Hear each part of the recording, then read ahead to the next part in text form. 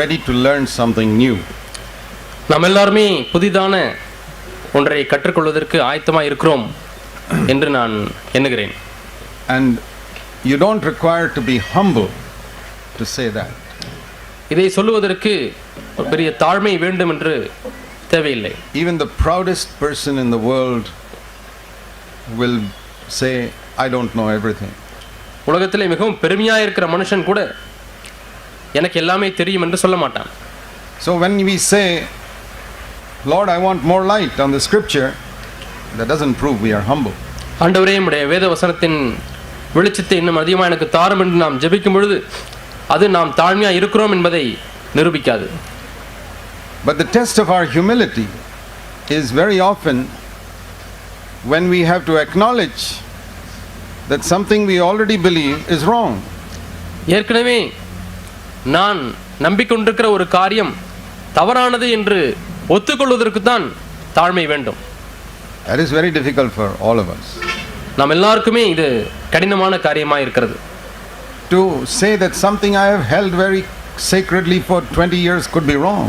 20 ஆண்டுகளாக நான் நம்பி விளையாடப்பட்டது என்று பிடித்துக் கொண்டிருந்த காரியம் அது தவறு என்று ஒத்துக்கொள்வதற்கு அதிக தாழ்மை வேண்டும். Because it requires real humility to say I was wrong for 20 years. 20 வருஷமாக நான் தவறாகவே இருந்து விட்டேன் என்று சொல்வதற்கு அதிக தாழ்மை தேவைப்படுகிறது.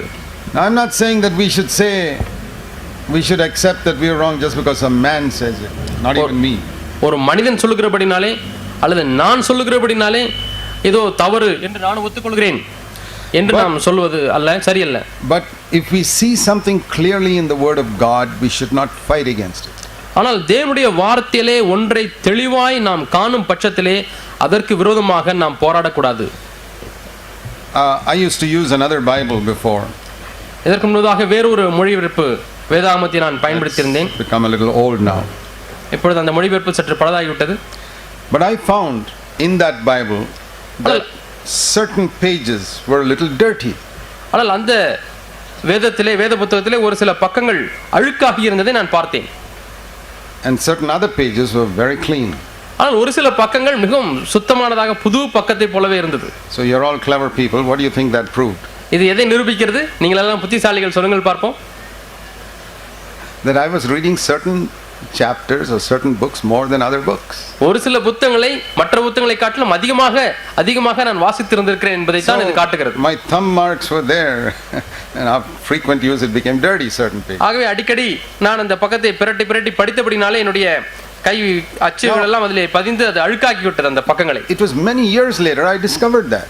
அநேக ஆண்டுகள் கழித்து தான் நான் அதை கண்டுபிடித்தேன். And suddenly I realized unconsciously I have got certain favorite subjects in the Bible. ஆகவே நான் கண்டுபிடித்தது என்னவென்றால் என்னை அறியாமலேயே வேதத்திலே எனக்கென்று பிடித்த ஒரு சில பாடங்கள், ஒரு சில கருத்துக்கள் இருக்கிறதை நான் அறிந்து கொண்டேன். Now I realize that New Testament is more important than the Old Testament and I need to read the New Testament more. That I understand. புதிய ஏற்பாடு பழைய ஏற்பாட்டை காட்டிலும் அதிக முக்கியமானது, அதை அடிக்கடி நாம் படிக்க வேண்டும், அதை நான் உணர்ந்திருக்கிறேன். You'll get more from reading Romans chapter 4 than say reading Jeremiah chapter 23. எரேமியா 23 ஐ வாசிப்பதை காட்டிலும் ரோமர் 4ஆம் அதிகாரத்தை வாசிப்பதிலே அதிகமாக நீங்கள் கற்றுக்கொள்ள முடியும் தான்.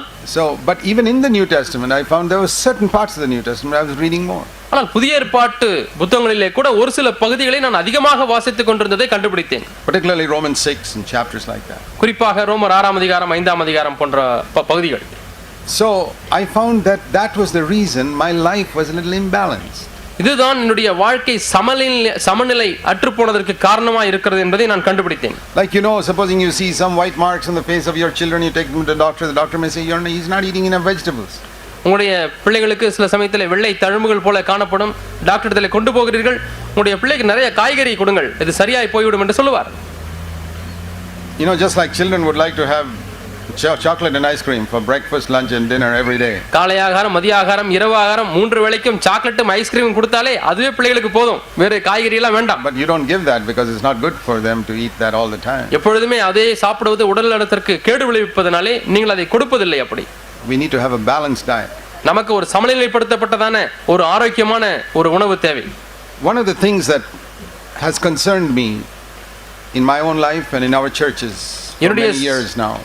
அநேக ஆண்டுகளாகி இப்பொழுது என்னுடைய வாழ்க்கையிலேயும் உங்கள் அனைவருடைய வாழ்க்கையிலேயும் எனக்கு ஒரு பாரம் ஏற்பட்டிருக்கிறது என்னவென்றால், why don't we experience more supernatural, miraculous answers to prayer?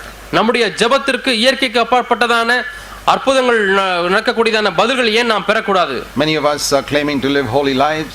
நம்மில் அநேகர் பரிசுத்த வாழ்க்கை வாழுகிறோம் என்று நாம் சொல்லுகிறோம். We say we are united and we understand the truth of one body. ஒரு சரீரம் என்பதை நாங்கள் அறிந்திருக்கிறோம், ஆகவே நாங்கள் எல்லாரும் ஐக்கியப்பட்டிருக்கிறோம் என்று சொல்லுகிறோம். We claim to be disciples. சீஷர்களாய் இருக்கிறோம் என்று சொல்லுகிறோம். And some of us even think that we are better than all the other churches. மற்ற எல்லா சபைகளை காட்டிலும் நாம் மேன்மையான சபை என்று ஒரு சிலர் எண்ணிக்கொண்டிருக்கிறீர்கள். But if that is all true, இதெல்லாம் உண்மையா இருக்குமேயானால், why are we not experiencing more supernatural, miraculous answers to our prayer? ஏன் நாம் இயற்கைக்கு அப்பாற்பட்டதான அற்புதமான பதில்களை நம்முடைய ஜெபத்திற்கு பெறுவதில்லை? I mean, there are many things we pray about. Our child has got a fever and after 5 days it becomes all right and we praise the Lord. குழந்தைக்கு ஜுரம் வந்து விட்டது, ஜெபித்துக் கொண்டே இருக்கிறேன், 5 நாட்கள் கழித்து ஜுரம் சரியாகி விட்டது, கர்த்தருக்கு ஸ்தோத்திரம் என்று சொல்லுகிறோம். இப்படி பல ஜெபங்களை செய்கிறோம். Or some person is pregnant and we pray and the poor mother loses the baby. We say, okay, that's the will of God, we accept it. கற்பந்தரித்திருக்கிற ஒரு தாய் பிரசவ நேரத்திலே அந்த குழந்தையை எடுக்கிறாள், ஒருவேளை அது தேவனுக்கு சித்தமாக இருக்கக்கூடும், கர்த்தருக்கு ஸ்தோத்திரம் என்று நாம் சொல்லி விட்டு விடுகிறோம். You know, we have a method by which if we don't get something, we say, oh, well, that's the will of God. The child should have died. That's all right. நாம் பெற்றுக்கொள்ள வேண்டிய ஒரு காரியத்தை பெற்றுக்கொள்ள முடியவில்லை என்று சொன்னால் இப்படி நாம் சொல்ல கற்றுக்கொள்கிறோம். சரி, அது தேவனுக்கு சித்தமில்லை போல இருக்கிறது, ஆகவே அதை அப்படியே நாம் ஏற்றுக்கொள்வோம் என்று சொல்கிறோம். If we get it, we say, praise the Lord, God answered prayer. ஒன்று கிடைத்து விட்டால் கர்த்தருக்கு ஸ்தோத்திரம், தேவன் நம்முடைய ஜெபத்துக்கு பதில் கொடுத்தார் என்று சொல்கிறோம். Now, if a non-Christian listens to all these testimonies, ஒரு கிறிஸ்தவர் அல்லாத ஒருவர் இப்படிப்பட்ட சாட்சிகள் எல்லாம் கூர்ந்து கவனிக்கும் பொழுது, he'll say, you Christians are just living in a world of delusion. நீங்கள் மாயையான ஒரு உலகத்திலே வாழ்ந்து கொண்டிருக்கிறீர்கள் என்று தான் சொல்லுவான். You pray and you pray and you pray and you pray. நீங்கள் ஜெபித்துக் கொண்டே இருக்கிறீர்கள். Some things happen, some things don't happen. சில காரியங்கள் நடக்கிறது, சில காரியங்கள் நடப்பதில்லை.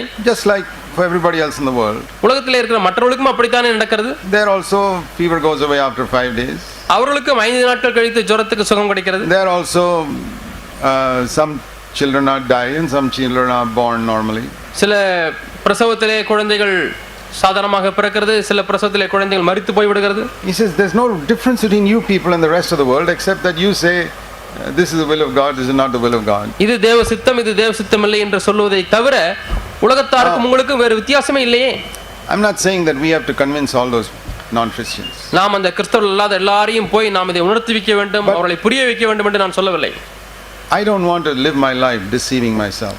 என்னுடைய வாழ்க்கையை நான் வஞ்சனையிலேயே வாழ்ந்து விட விரும்பவில்லை. I believe we can expect more answers to prayer.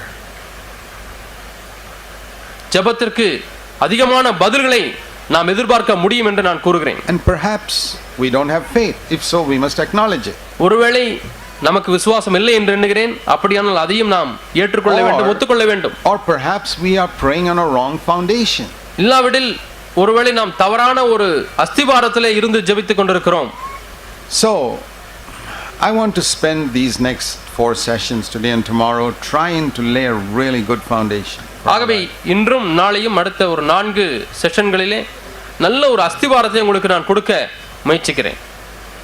See, it's easy to lay a foundation on an empty plot of ground like a lot of land here. இங்கே பார்க்கிறோம், பிளாட் எல்லாம் போட்டிருக்கிறார்கள். அப்படிப்பட்ட வெறுமையான பிளாட் போட்ட இடத்திலே ஒரு வீட்டை கட்டுவது எளிது. But supposing you want to remodel one of those existing houses, ஏற்கனவே இருக்கிற ஒரு வீட்டை நீங்கள் மாற்றி கட்ட வேண்டுமானால் that is much more difficult. அது மிகவும் கஷ்டமான ஒரு காரியம். First you have to bring a bulldozer and pull that whole thing down. புல்டோசரை வைத்து எல்லாவற்றையும் இடித்து தள்ள வேண்டியிருக்கிறது. It's so difficult. ரொம்ப கஷ்டமான காரியம். In our case, we have got a solid structure. Sometimes that has to be demolished, which is very difficult. நம்முடைய காரியத்தை பார்த்தோமானால் சில சமயத்திலே மிகவும் உறுதியான காரியங்கள் ஏற்கனவே கட்டப்பட்டு விட்டது, இப்பொழுது அதை இடிக்க வேண்டியிருக்கிறது. அது மிகவும் கஷ்டமான காரியம். Not everything, but some things. எல்லாமே அல்ல, ஒரு சில காரியங்கள் இடிக்க வேண்டியிருக்கிறது. For example, there are 2 things written here: to know him and the power of his resurrection. உதாரணமாக இங்கே 2 காரியங்கள் எழுதப்பட்டிருக்கிறது. அவரை அறிந்து கொள்ளவும், அவரை உயிர்த்தெழுதலின் வல்லமை அறியவும். Now that was Paul's greatest passion in life. அது பவுலுடைய வாழ்க்கையில் இருக்கிற மிகப்பெரிய ஒரு அபிலாஷை. Know Jesus better.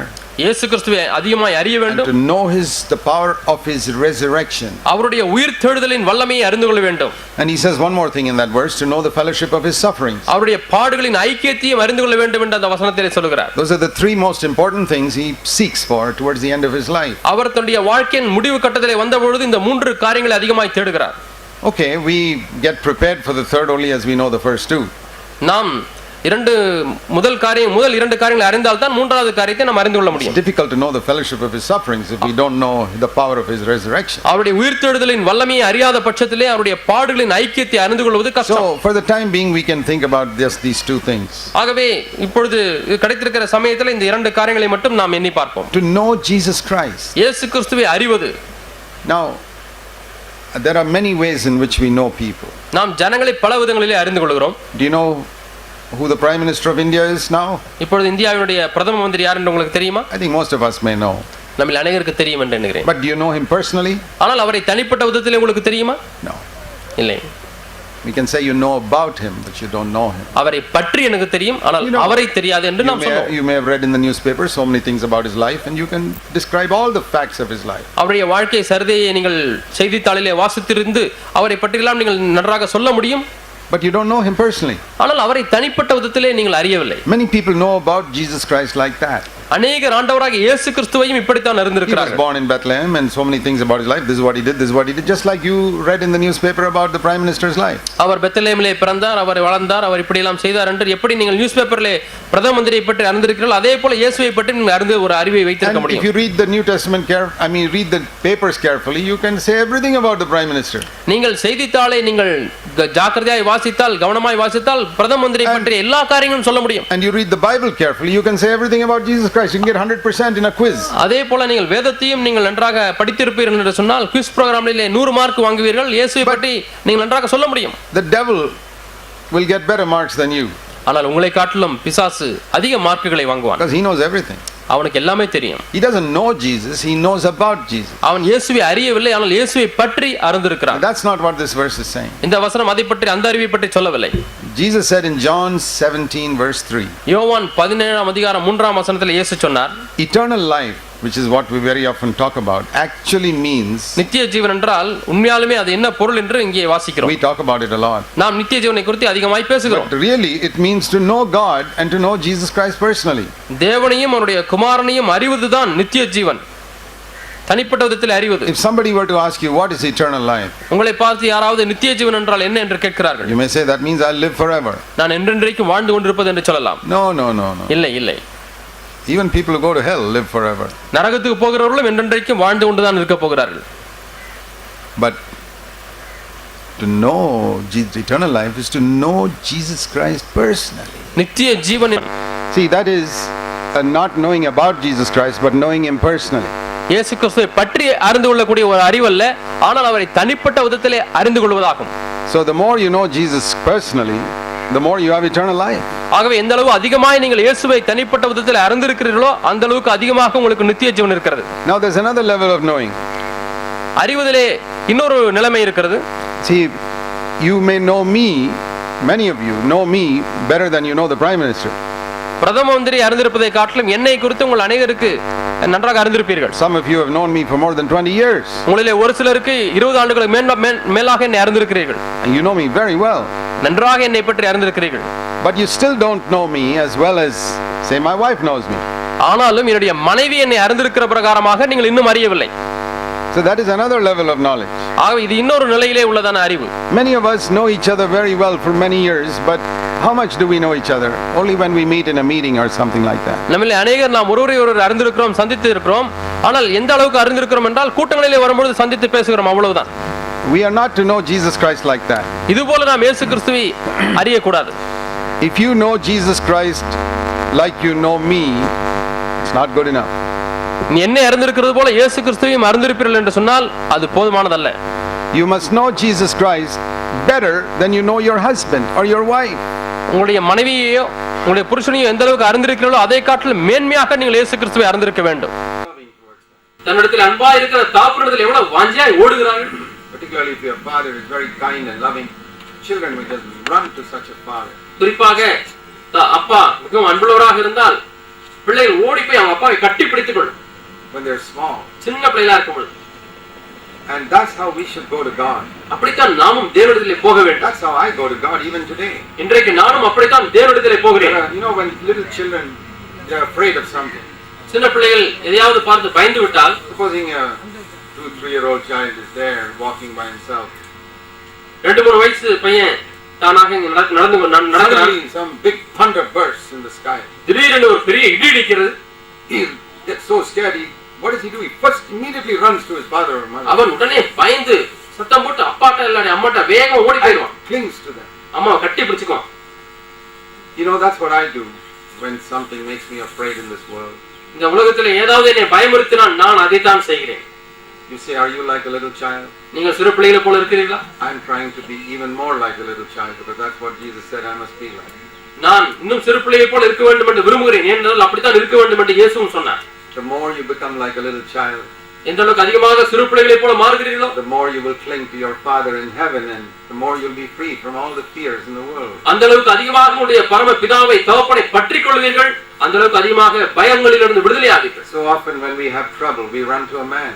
அடிக்கடி நமக்கு பிரச்சனை வரும்பொழுது நாம் ஒரு மனிதனிடத்தில் ஓடி போகிறோம். Now see this little child, the thunder comes. இந்த இடி வந்த பொழுது இந்த சிறு பையன் என்ன செய்யறான் என்று பாருங்க. சிறு குழந்தை. Supposing he's an orphan, he's got no father or mother. அந்த குழந்தை ஒரு அனாதையா இருக்கிறது என்று வைத்துக் கொள்வோம். அப்பாவும் இல்லை அம்மாவும் இல்லை.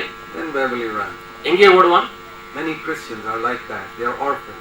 அநேக கிறிஸ்தவர்கள் அனாதைகளை போலத்தான் இருக்கிறார்கள். And if they run to some brother or some man for help. அவர்கள் அப்படியே ஓடினாலும் யாரோ ஒரு மனிதனிடத்திலோ ஒரு சகோதரனிடத்திலோ ஓடுகிறார்கள். That proves that they don't know God as a father. தேவனை தகப்பனாக அவர்கள் இன்னும் அறிந்து கொள்ளவில்லை என்பதைத்தான் இது I நிரூபிக்கிறது. want to ask all of you a personal question, even the little children here. இங்க இருக்கிற சிறு பிள்ளைகள் பெரியவர்கள் எல்லா இடத்துலயும் நான் ஒரு கேள்வி கேட்கிறேன். When you have a problem, to whom do you run? உங்களுக்கு ஏதாச்சும் பிரச்சனை வந்துச்சுன்னா யார்கிட்ட போறீங்க? I hope from today you will learn to run to your heavenly Father. இன்றிலிருந்தாவது நீங்கள் பரம தகப்பனிடத்திலே ஓட வேண்டும், ஓட கற்றுக்கொள்ள வேண்டும் என்று நான் Like விரும்புகிறேன். that 3-year-old runs and clings to his mother or father when there's a thunder. இடி இடிக்கும் பொழுது பயந்து 3 வயது குழந்தை தன்னுடைய தகப்பனிடத்திலே தாயினிடத்திலே ஓடி கட்டி பிடிப்பது போல நீங்கள் ஓட வேண்டும் என்று விரும்புகிறேன். You don't have to pretend to be a very brave man saying I don't have any fears in the world. இந்த உலகத்தில் எனக்கு பயமே இல்லை என்று ஒரு தைரியசாலியை போல நடிக்க வேண்டும் என்று தேவையில்லை. I say I don't have any fears because I'm clinging to my father. If I'm without a father, I'll have a lot of fears. தகப்பன் இல்லாமல் இருக்கும் பொழுது நான் அதிகமான பயங்களை கொண்டிருப்பேன். இப்பொழுது எனக்கு ஒரு தகப்பன் இருக்கிறபடினாலே நான் அவரை போய் கட்டி பிடித்துக் கொள்கிறபடினாலே எனக்கு பயம் இல்லை. And my father puts his arms around me, so I don't have any fear. என்னுடைய தகப்பனும் தம்முடைய கரத்தை என் மீது அணைத்துக் கொள்கிறார். And I can cast all my burden on him. என்னுடைய பாரங்களை எல்லாம் அவர் மீது நான் தூக்கி எறிந்து விட முடியும். Supposing there's no food in a house. வீட்டிலே சாப்பாடு இல்லை என்று And the வைத்துக்கொள்ளுங்கள். landlord has told them to vacate the house by tomorrow morning. நாளைக்கு காலையிலே உங்களுடைய வீட்டு ஓனர் நீ காலி பண்ணி போக வேண்டும் என்று சொல்கிறார். And the man has lost his job also. அந்த மனிதனுக்கு வேலையும் போய்விட்டது, வேலையும் இல்லை. See the problems. பிரச்சனையை பாருங்கள். No food, சாப்பாடு இல்லை, no job. வேலை இல்லை. Tomorrow they go to vacate a house and they don't know where to go. நாளைக்கு வீட்டை காலி பண்ண வேண்டும், எங்கு போக வேண்டும் என்று தெரியவில்லை. You know who in that house will not be worried at all? அந்த இப்படிப்பட்ட குடும்பத்தில் இருக்கிற யார் கவலைப்படாமல் இருப்பார்கள் என்று தெரியுமா? The 2-year-old child. 2 வயசு குழந்தைக்கு கவலையே இருக்காது. He is fast asleep. நல்லா தூங்கிட்டு All the நிம்மதியா others தூங்கிட்டு are awake, wondering what to do. மற்ற எல்லாருமே முழிச்சுக்கிட்டு என்ன செய்யணும்னு கவலைப்பட்டு கொண்டிருக்கிறார்கள். But you wake up the 2-year-old child and say, "Aren't you worried? What is going to happen to you tomorrow?" 2 வயது குழந்தையை எழுப்பி நாளைக்கு என்ன நடக்க போகுதுன்னு தெரியாத உனக்கு ஏன் நீ கவலைப்பட மாட்டேங்கிற என்று கேட்டால் He'll say, "Go and tell my father, let me see." எங்க அப்பாட்ட போய் சொல்லுங்க, நான் தூங்குறேன் என்று தூங்கி விடும். What a wonderful thing it is to be like a child. ஒரு குழந்தையா இருப்பது என்ன அற்புதமான ஒரு காரியம். Jesus said, "We got to be like little children." நாம் சிறு பிள்ளைகளை போல ஆக வேண்டும் என்று இயேசு சொல்கிறார்.